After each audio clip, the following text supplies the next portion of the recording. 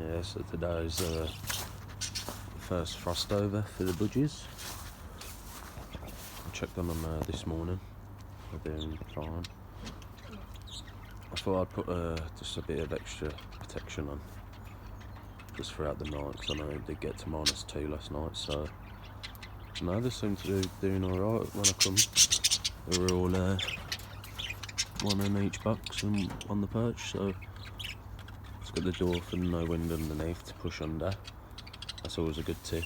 Like wind pushes under then up, so I know I haven't got it on that side, but that's just when it comes to summertime better for them. But yeah, doing fine. Happy as always. Probably not as happy because the cold, but it's lovely. Here's my hopefully breeding female. So that one and the pretty blue one there, and they're my 2 males.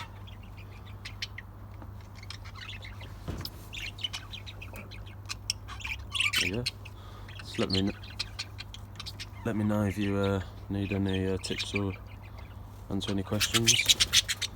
There we go, just flew on the door whilst open. He'd done that before.